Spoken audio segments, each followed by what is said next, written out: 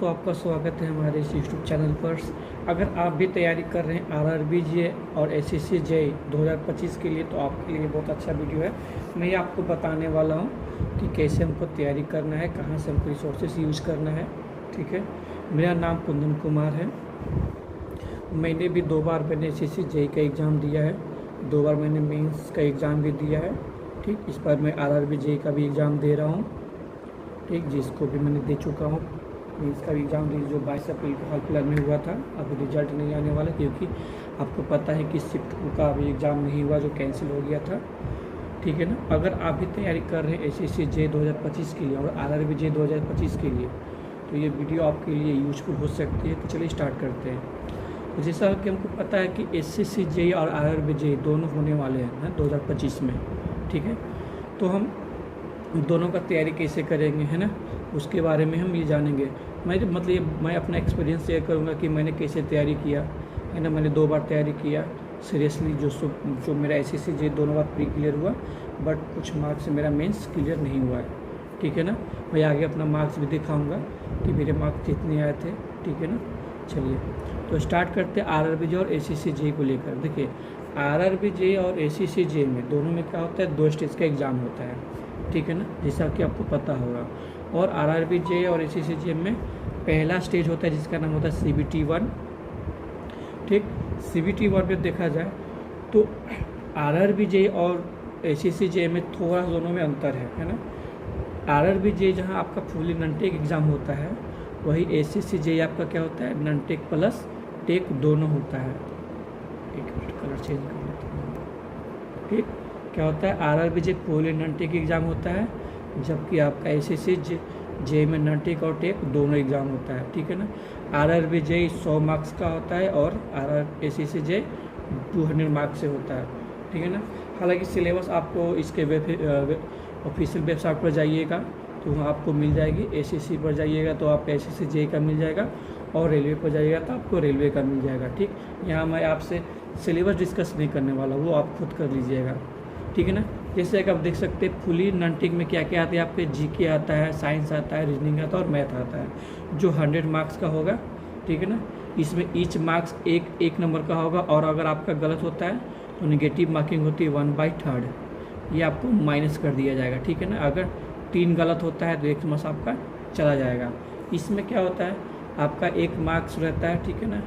200 question होता है, 2 marks 200 question होता है। ठीक है ना।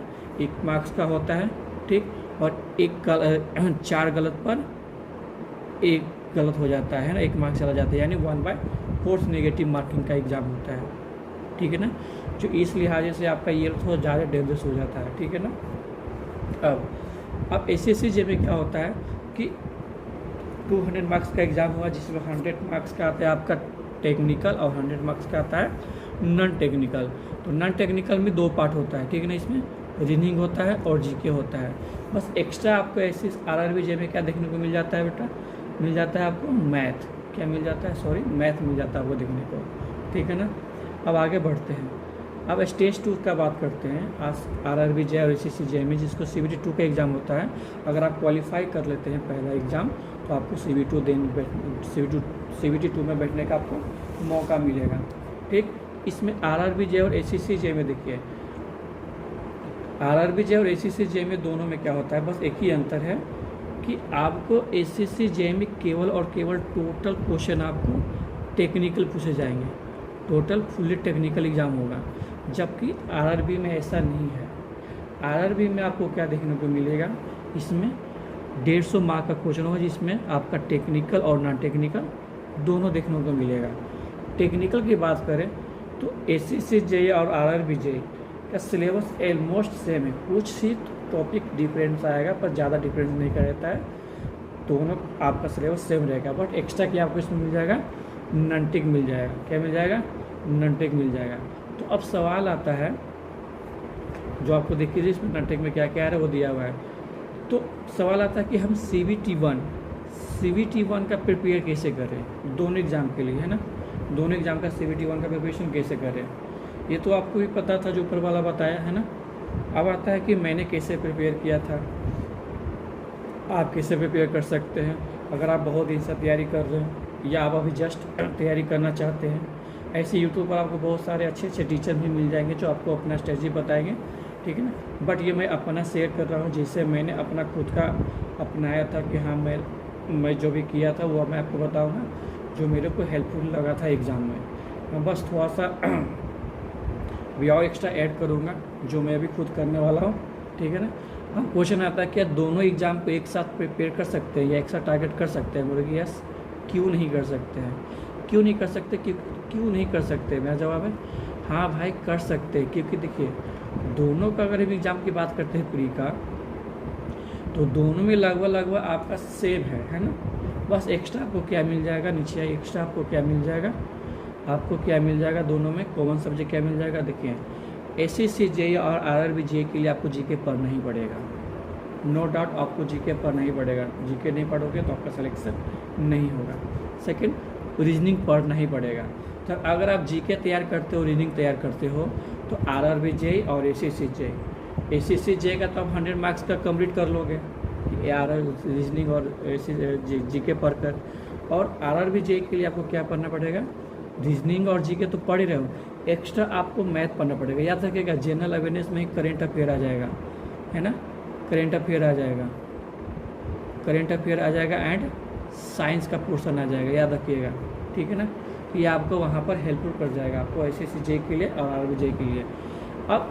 अब एक्स्ट्रा क्या पढ़ना पड़ता है आपको प्री के लिए एग्ज़ाम में, आरआरबी में एक्स्ट्रा आपको मैथ पढ़ना पड़ेगा और एसएससी जेईई के लिए आपको एक्स्ट्रा टेक्निकल सब्जेक्ट लेकर चलना पड़ेगा, जो कि आपको ये फ़ायदा करेगा आरआरबी जेईई के मेंस के एग्ज़ाम के लिए। क्योंकि देखिए, ये आपको ये तो ऑलरेडी पढ़ना ही पड़ेगा जीके और रीजनिंग, तो मेहनत तो टाइम तो देना ही पड़ेगा। एक्स्ट्रा आपको मैथ और क्या पढ़ना पड़ेगा, टेक्निकल सब्जेक्ट पढ़ना पड़ेगा, ठीक है ना। तो ये भी इतना हार्ड नहीं है, धीरे धीरे करोगे तो हो जाएगा। अब सवाल आता है कि जीके कहाँ से करें, रीजनिंग कहाँ से करें, मैथ कहाँ से करें, टेक्निकल कहाँ से करें, ठीक है ना। तो देखिए, बात अगर हम जीके की करते हैं, बात अगर हम जीके की करते हैं, देखिए जीके के लिए आपको ज़्यादा दिमाग नहीं लगाना है ना। मेरा इस बार जीके एसएससी जेईई में जीके में नंबर आया था शायद 30 मार्क्स के आसपास आया था। कितना मेरा आया था, 30 मार्क्स आया था इस बार एसएससी जेईई में, आउट ऑफ 50 मार्क्स, ठीक। अब मैं अपना स्कोर कार्ड दिखाऊंगा आरआरबी जेईई का, एसएससी जेईई का। तो प्री वाला मार्क्स मेरे पास अभी नहीं है, लेकिन मैंने मेंस का जो एग्ज़ाम दिया था उसके बाद स्क्रीनशॉट आया था, मैंने वो रख लिया था, वो मैं आपको दिखाऊंगा लास्ट के वीडियो के लास्ट में, है ना। जीके में 30 मार्क्स आए थे। तो मैंने कैसे किया था, देखिए, आप चाहे तो यूट्यूब से भी पढ़ सकते हैं, है ना, इसको यूट्यूब से भी कर सकते हैं, ठीक है ना।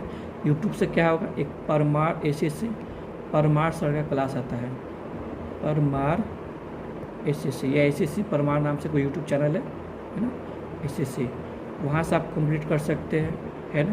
प्लस क्या कर सकते हैं आप, लूसेंट का बुक, लूसेंट प्लस एसएससी का PYQ, ये आप दोनों साथ में कर सकते हैं, है ना। आप YCT का बुक ले लेना, बेस्ट है ना, जो जिसके साथ में आंसर दिया रहता है ना, एक्सप्लेनेशन दिया रहता है आंसर, वो देख लेना। अगर वो आप देखते हो, अब जैसे जैसे आप टॉपिक कंप्लीट करोगे वैसे वैसे आपका एसएससी का PYQ मारते चला जाना है। ये तब तक करना है जब तक आप पूरा टॉपिक कंप्लीट न कर जाओ। हाँ, आप हो सकता है कि आपको लगता है कि बहुत ज़्यादा है, जैसे आपको इसमें क्या जाएगा, इसमें अगर आपका क्या आ सकता है, हिस्ट्री आएगा, ज्योग्राफी आएगा, पॉलिटी आएगा, इकोनॉमिक्स आएगा और स्टैटिक जीके आएगा, साइंस आ जाएगा, ठीक है ना, ये सारा आएगा। तो देखो, आपको इतना करने की ज़रूरत नहीं है। आप जियोग्राफी पॉलिटी बहुत अच्छे से कर जाना। हिस्ट्री का कुछ पार्ट है जिसे देखो, मिडाइवल बहुत ही कम पूछता है। अगर आपको मतलब मुगल शासन के बारे में पूछा तो पूछा है, या थोड़ा बहुत ओवरव्यू देख लेना, है ना। ओवरव्यू देखने के लिए आप क्या कर सकते हो, आपका ये एक बुक है अरिहंत का, मनोहर पांडे की बुक है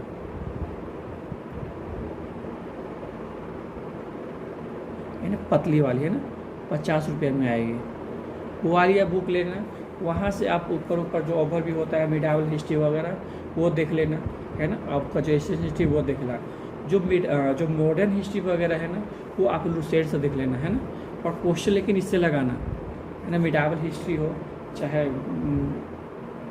एशियन हिस्ट्री हो, क्वेश्चन आपको यहीं से लगाना, इससे कहीं कुछ ज़्यादा आपको एक्स्ट्रा लगाने की ज़रूरत नहीं है। अगर आप ये PYQ कर लेते हो लुसेंट के साथ तो आप पूरा हो जाएगा। अब देखिए आता है इकोनॉमिक्स वाला पार्ट। देखो ये तीनों तो आपको करना ही पड़ेगा, हिस्ट्री, ज्योग्राफी, पॉलिटिक्स करना ही पड़ेगा। इकोनॉमिक्स में कुछ कुछ पार्ट आप कर सकते हो, है ना। जैसे हो गया आपका GDP हो गया, NEP हो गया, ये सब तो पढ़ना ही पढ़ना है। साथ में 5 ईयर प्लान, और क्या पढ़ना है 5 ईयर्स प्लान, 5 ईयर्स प्लान तो आता ही आता है क्वेश्चन। और आता है एक सेंसस, है ना, जो 2011 में हुआ था। इससे भी अच्छा खासा क्वेश्चन आ जाता है, या 2 या 3 क्वेश्चन आ जाता है, ठीक है ना। ये तो रहा जीके का बात। बाकी साइंस आप लुसेंट से कंप्लीट कर सकते हैं। स्टैटिक जीके में ज़्यादा देखो, स्टैटिक जीके में आपका SSC में कुछ ज़्यादा ही आता है तो इधर भी है RRBJ में भी, लेकिन वहाँ उतना ज़्यादा हार्ड नहीं आता है, जिसमें अभी तक तो नहीं आया मैंने जितना देखा। हाँ, लेकिन आप SSC में आपको यहाँ से ज़्यादा क्वेश्चन आएगा।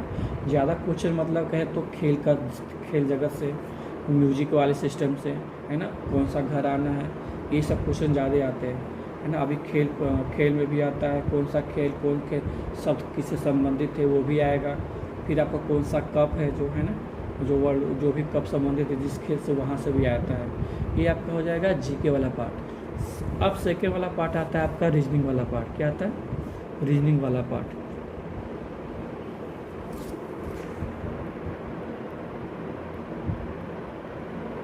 अगर रीजनिंग वाला पार्ट की यदि बात करेंगे हम, तो देखो, अगर आपने पहले कहीं से क्लास ले रखा है, अगर आपका तो टॉपिक पूरा कंप्लीट है, देन आपको कोई सा भी बुक प्रिपेयर करने की ज़रूरत नहीं है।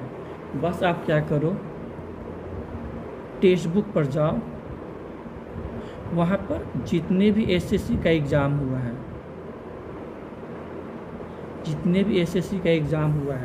है ना, उसका जो मॉक है, उसका जो आपको दिया रहेगा, है ना, PYQ का सेट रहता है ना 25-25 क्वेश्चन का, वो आप लगा जाओ जब तक एग्ज़ाम है। एक दिन में 2 लगा जाओ, 3 लगा जाओ, 2 लगा जाओ, मैक्सिमम 2 लगाओ, है ना।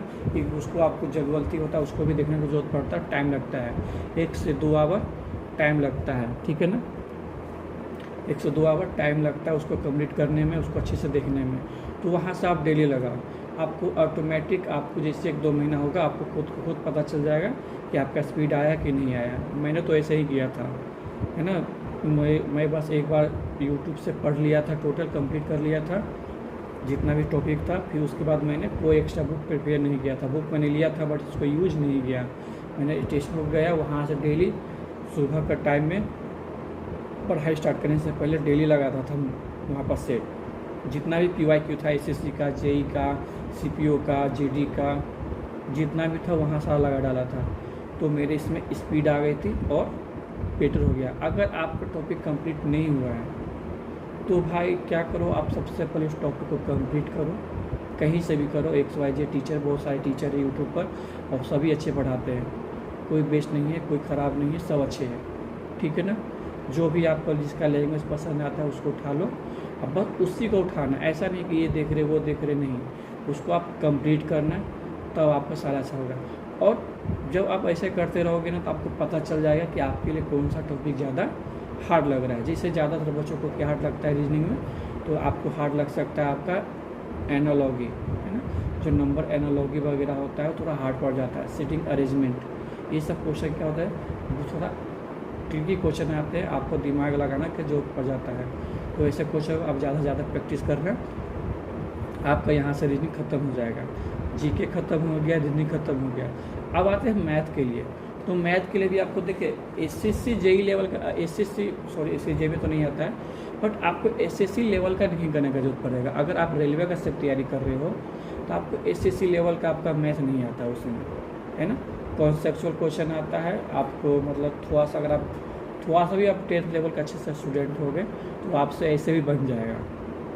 लेकिन फिर भी ऐसा नहीं है कि बिना प्रैक्टिस के ही जाना है मैथ करके।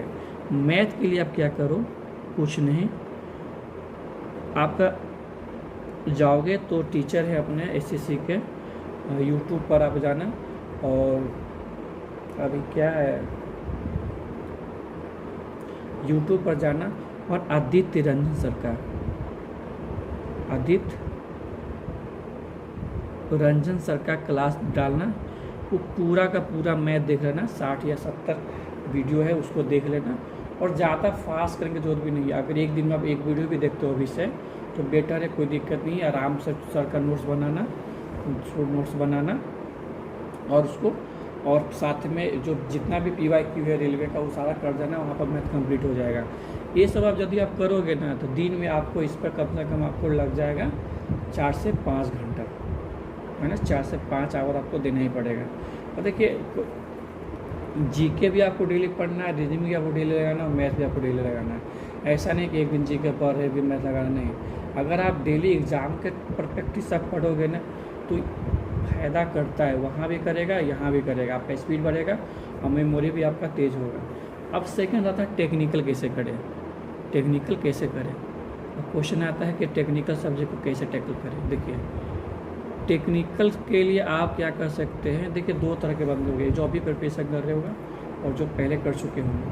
अगर आपका टेक्निकल सब्जेक्ट कंप्लीट नहीं हुआ है, देखिए पढ़ तो आप खुद से भी सकते हैं, बुक सारा अवेलेबल है मार्केट में, आप उठाइए पढ़ सकते हैं, लेकिन इससे क्या होगा, टाइम ज़्यादा वेस्ट होता है, अपने को उतना आइडिया होता नहीं है कि कितना क्या पढ़ना है। इससे अच्छा है आप, आजकल क्या है बहुत सारे टीचर जो है वो सब अच्छे पढ़ाते हैं ना, कोई ख़राब नहीं पढ़ाता, सारे टीचर जो है अच्छे अच्छे क्लास ले रहे हैं।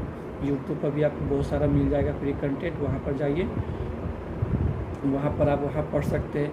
या किसी का कोर्स ले लीजिए, 1000 2000 में 3000 में कोर्स आ रहा है, जो भी आपको टीचर अच्छे लगते हैं आप सर्च कीजिए, ग्रुप में जाइए, उससे पता कीजिए कैसे टीचर पढ़ाते हैं कैसे नहीं पढ़ाते हैं। मैंने तो यूट्यूब मैंने एक बार क्लास ले चुका था 2018 में, गेट का ले चुका था, जिसको मैंने अपना नोट्स बनाया था, और उसके बाद मैंने बुक से पढ़ा, और उसके बाद मैंने यूट्यूब का सहारा लिया था टेक्निकल पढ़ने के लिए, ठीक है ना। तब मेरा जाकर टेक्निकल धीरे धीरे ठीक हुआ। उसके बाद देखिए अगर आप टेक्निकल कर रहे हो तो YCT, अगर आप जेई का प्रिपेयर कर रहे हो तो YCT का जेई लेवल का जितना भी एग्ज़ाम हुआ है ना, वो सबका ये क्या करवाता है, PYQ का बुक आता है, इसके पास क्या आता है, बुक। उस बुक को आप डेफिनेटली लगाना, क्योंकि उसमें SSC JEE का भी SSC JEE का भी क्वेश्चन आ जाएगा, और भारत में जितने भी SSC मतलब डिप्लोमा लेवल JEE लेवल का एग्ज़ाम हुआ है उसमें सारा क्वेश्चन आ जाएगा, है ना। और उसमें थोड़ा अच्छे अच्छे में डाल देते हैं, जिससे मान लो असिस्टेंट इंजीनियर का अच्छा क्वेश्चन है उसमें डाल दिया जाता है, तो बहुत अच्छा है। ये बुक बहुत अच्छा लगा मुझे, मैंने इसी से तैयारी किया है, और इसी से तैयारी करना है आपको। जीके भी YCT बुक से। इसमें क्या होगा, जब भी आप क्वेश्चन सॉल्व करोगे ना YCT से, तो आप वो जो नीचे दिया रहता है एक्सप्रेशन, उसको आप अच्छे से पढ़ोगे। उससे जब पढ़ोगे ना तो आप एक क्वेश्चन है उसके साथ साथ आप 4-5 क्वेश्चन कर जाओगे, और ये बार बार करोगे ना, कम से कम YCT को बुक कम से कम मान लो एक बार बना लिया, ख़त्म करने में आपको कम से कम 3 से 4 महीना लग जाएगा, पूरा ख़त्म करने में 3 से 4 महीने और ज़्यादा भी लग सकता है, ठीक है ना। लेकिन आप जब दोबारा उसको बार बार तैयारी करोगे तो आपको क्या हो जाएगा, ये आपका क्वेश्चन हैबिट में बन जाएगा। जैसे आप क्वेश्चन भरोगे, आपको लगेगा हाँ पढ़ा हुआ है, आप तुरंत लगा जाओगे टेक्निकल, उसमें आप जाता हार्ड दिक्कत नहीं आने वाले। बस आपका एक ही काम है कि टेक्निकल को क्या करना है, जैसे ही आपने पढ़ा टेक्निकल को, तो आपको रिवाइज भी करना है। तो एक दिन में आप चाहे तो, अभी टाइम है, 6 महीना टाइम है अभी SSC JEE में, तो आप एक दिन एक ही सब्जेक्ट पढ़ो, उसका क्वेश्चन लगाओ, फिर उसको रिवाइज करो। ये ऐसा करते जाओ, आने वाला 3-4 महीने में ख़त्म हो जाएगा। और जब भी आप टेक्निकल करो तो 4 दिन हफ्ता में, अगर मान लो कि हफ्ता में आपका संडे मिला के 7 दिन होता है, तो ऐसे करो, 4 दिन आप पढ़ो और 3 दिन आप रिवाइज करो। देखो पढ़ना तो सही पढ़ते हैं, बट उसको रिवाइज नहीं कर पाते हैं। अगर आप रिवाइज नहीं करोगे तो आपको जो पढ़ा हुआ है कोई फ़ायदा नहीं रहेगा, ठीक है ना। और संडे को क्या करो, जो भी आप मान लो कि जो टॉपिक आप पढ़े हो, जो टेक्निकल आप पढ़े हो, है ना, टेक्निकल की बात कर रहे हो, बाकी तो वो आपके हो जाएंगे, वो ज़्यादा उतना दिक्कत नहीं करेगा। टेक्निकल बहुत सारा सब्जेक्ट हो जाता है जिसको हैंडल करने में थोड़ा सा दिक्कत होता है बच्चों को। तो क्या करो कि 4 दिन आपने जो पढ़ा है ना, 3 दिन उसको रिवाइज किया, और संडे को शाम के समय में क्या करो, टेस्ट लगा डालो। जो सब्जेक्ट आपने उठाया है उस सब्जेक्ट का टेस्ट लगा, और एकदम आराम से चिल रहने, एकदम चिल रहो, है ना। एग्ज़ाम दे के आप आधा रिवाइज करो, आधा दिन रिवाइज करो, फिर टेस्ट दो, उसके बाद फ्री हो जाओ। कोई पढ़ाई लिखाई नहीं करना है, एकदम आराम से फ्रेश रहो। तब ऐसे करोगे तो आपका कंप्लीट हो जाएगा।